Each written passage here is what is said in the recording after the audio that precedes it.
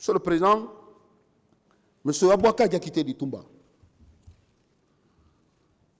M. Abouaka Diakité du Toumba, Monsieur le Président, a été interrogé suivant un procès verbal d'interrogatoire du 23 mars 2017. Et, Monsieur le Président, dans ce procès verbal, il a commencé, Monsieur le Président, à narrer. À narrer comment le CNDD est venu au pouvoir, quels ont été les efforts que personnellement il a fournis pour permettre au capitaine Moussa Dadis Camara d'être à la tête de ce pays. Et, Monsieur le Président, il a déclaré qu'il était aide de camp du capitaine Moussa Dadis Camara.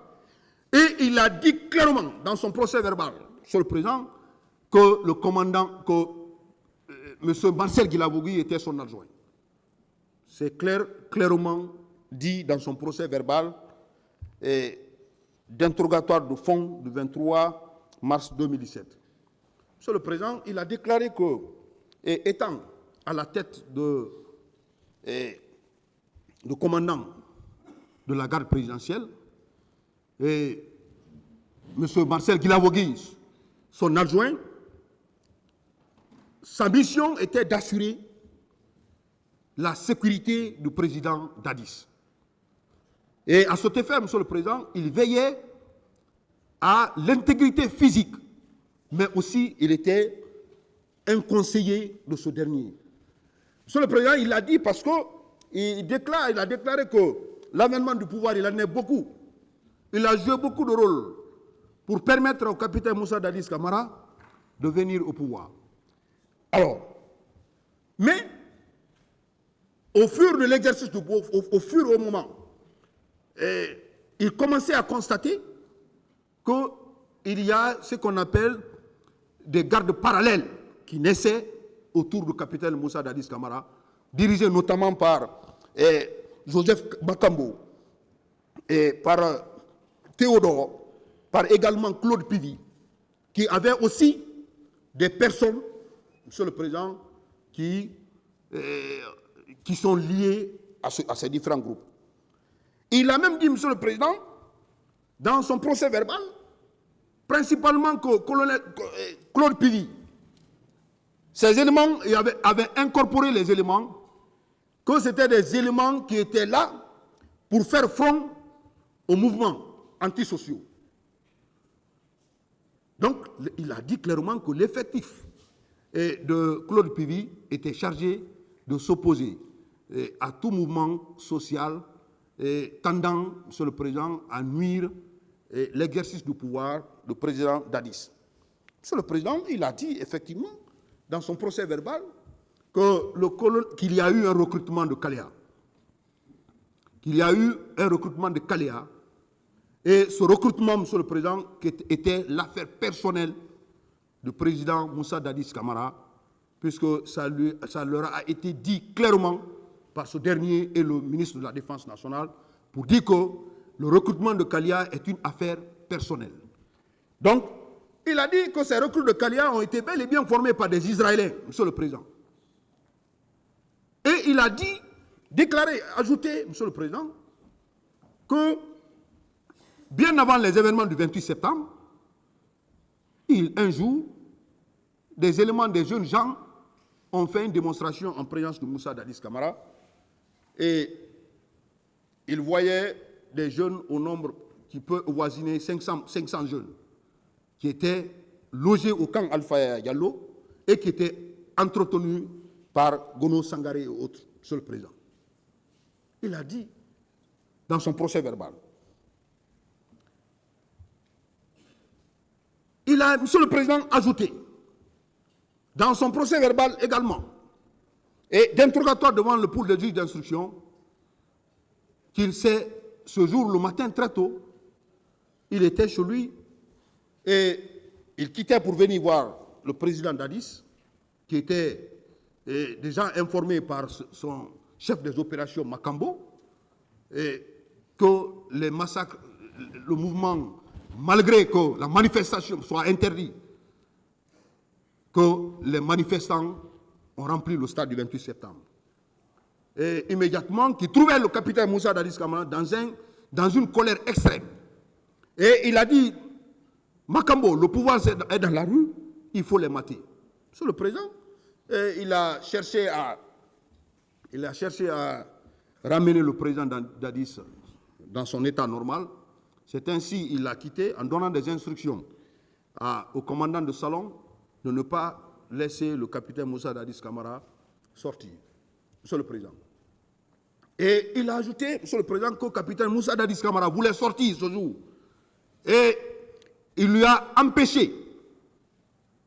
Monsieur le Président. Toujours, il a donné des instructions au commandant du salon de ne pas permettre que le capitaine Moussa Dadis Camara sorte de son bureau. Monsieur le Président, sa présence au stade, il a reconnu qu'il était présent au stade le 28 septembre et il a déclaré qu'il a sauvé les leaders. À la question de savoir est-ce qu'il était allé avec ses hommes, il dit qu'il est allé seul, en compagnie du féticheur de M. Moussa Dadis Camara. Monsieur le Président, devant votre tribunal, il a également comparu. Et vous avez vu, Monsieur le Président, devant vous, un accusé qui était là, qui a commencé par la genèse, Monsieur le Président, comment il s'est connu avec le capitaine Moussa Dadis Camara. Il était cardiologue à l'époque, et le capitaine Moussa Dadis Camara a cherché à le rencontrer, Monsieur le Président, puisqu'il estimait qu'il pouvait être un élément essentiel dans ce pouvoir. C'est ainsi qu'il a fait la rencontre de ce dernier, et il a commencé, il a même dit devant ce tribunal qu'il le faisait beaucoup de gestes, et ils se rencontraient à Lambagny, 15 jours, Monsieur le Président. Ils étaient dans un motel, ils ont appris le décès du président Dadis, ils ont appris le décès du général Lansana Conté. Et immédiatement, Monsieur le Président, puisqu'ils avaient mis en place un système pour avoir le pouvoir, ils se sont dirigés immédiatement au cas Alpha Diallo et il a joué beaucoup de rôles pour que le capitaine Moussa Dadis Camara soit président de la République et ce qui a été fait. Monsieur le Président, il a réitéré les mêmes déclarations qu'il a eu à faire à l'enquête pour dire que, au fur et à mesure qu'ils évoluaient dans l'exercice du pouvoir, ils commençaient à avoir, Monsieur le Président, des gardes parallèles créés par le président Dadis Camara. Et à un certain moment, Monsieur le Président, il y a eu un fossé entre lui et le président Dadis Camara par le fait de ses proches. Notamment, il a cité Makambo, il a cité colonel Tchegoro Camara et beaucoup d'autres. Il a même dit, Monsieur le Président, que le président Dadis pouvait sortir sans lui, étant aide de camp, et il le rattrapait dans les événements. Donc, c'est pour une fois matérialisé qu'il y a eu un fossé entre lui et le président Dadis Camara. Monsieur le Président, sa présence au stade, il a déclaré qu'il était effectivement au stade du 28 septembre, ce jour. Et il a dit, Monsieur le Président, que ce jour, il est revenu au bureau du président Dadis Camara et qu'on lui a dit que le président était sorti et il a pris Foromo pour venir au stade à la recherche du président Dadis Camara. Mais en cours de route, Monsieur le Président, honorable assesseur, il voyait des éléments de Marcel Guilabogui au niveau du pont Madina. Et il continuait son chemin. C'est à la rentrée, après l'université Gamal Abder, Nasser de Conakry, qu'il a encore vu Marcel derrière lui avec ses éléments. Et ce dernier est venu, il a eu accès au stade avec ses éléments et les tirs ont commencé. Alors, c'est question de savoir, est-ce que lui personnellement, il a tiré. Il a déclaré, Monsieur le Président, qu'il n'a jamais commis un acte. En lieu et place de commettre ces faits, il était là à sauver les leaders politiques. Il a dit, Monsieur le Président, devant votre tribunal, qu'il a même donné des coups à certains militaires en vue de les empêcher à commettre quelconque fait de nature à porter atteinte aux manifestants, Monsieur le Président. C'est pour vous dire et que M. commandant Toumba Diakité, dans ses déclarations, il a dit qu'il n'a commis aucun fait. Il n'a commis aucun fait. À la question de sa présence avec ces éléments de la garde présidentielle, Monsieur le Président, comme l'a été rapporté par devant vous, par M.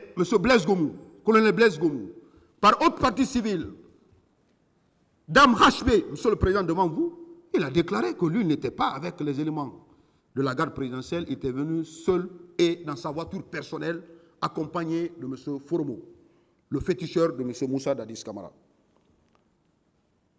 Monsieur le Président, telles sont les déclarations tenues par M.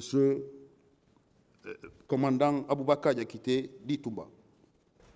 Qui reste à prouver parce que Marcel n'est pas encore un policier pour être muni d'une matraque. M. Baouri déclare,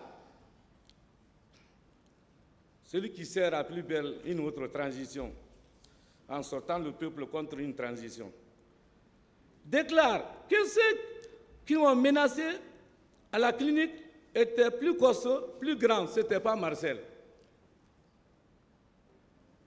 Ça a été dit ici, publiquement.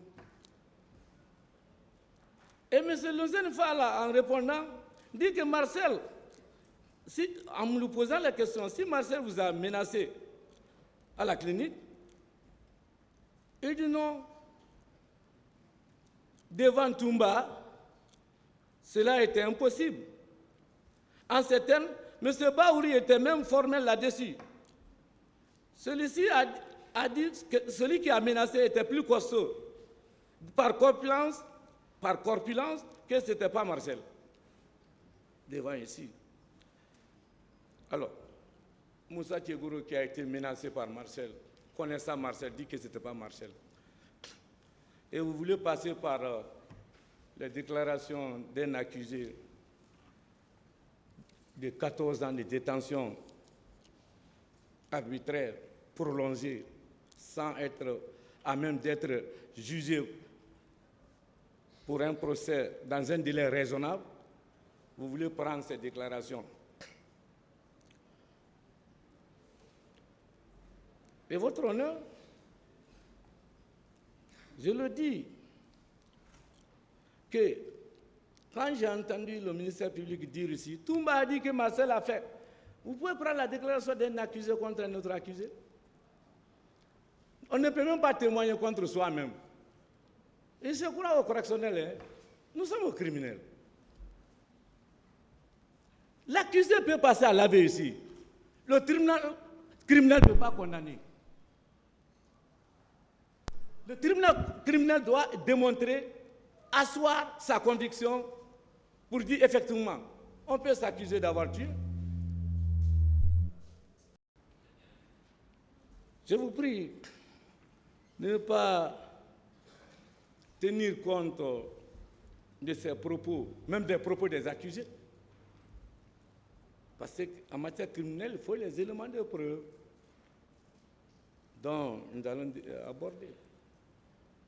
Mais pas simple déclaration,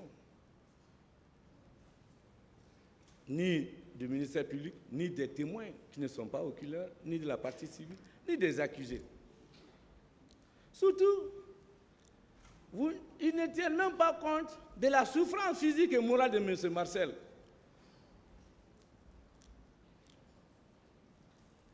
Il est en détention depuis le 18 juin 2010. Ça, c'est la souffrance physique et morale. Pendant qu'il était en détention, par des esprits malins qui lui ont promis une liberté, ils lui ont escroqué le seul bâtiment qu'il a.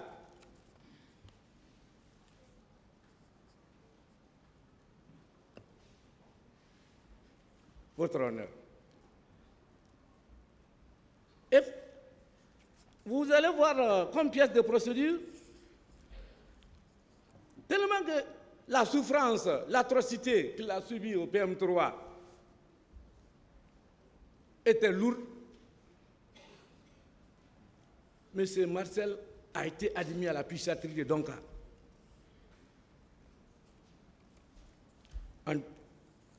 l'acte du médecin psychiatrique en fait foi. C'est déjà dans le dossier de la procédure. Donc vous avez un accusé fragile, diminué, de l'esprit et physiquement abattu, humilié. Votre honneur, si vous tenez compte de ces souffrances-là, ça on dit qu'il a fait 2 versions. Il est venu, après s'est retourné. Il est venu dire 2e déposition. Oui, vous avez quelqu'un qui est bâillonné, détenu pendant 14 ans de souffrance physique, sans soutien, malade, sans soins. Sa maison enlevée. Victime même de l'escroquerie pour profiter de sa descension. Et vous appelez ça, Marcel, à 2 versions. Il y aura 1000 versions. Il y aura 1000 versions. Mais cela ne prouve pas qu'il l'a tué. Cela ne prouve pas qu'il l'a violé. Cela ne prouve pas qu'il l'a volé. On va y arriver dans le corps. Alors, c'est dans ces difficultés-là qu'on demande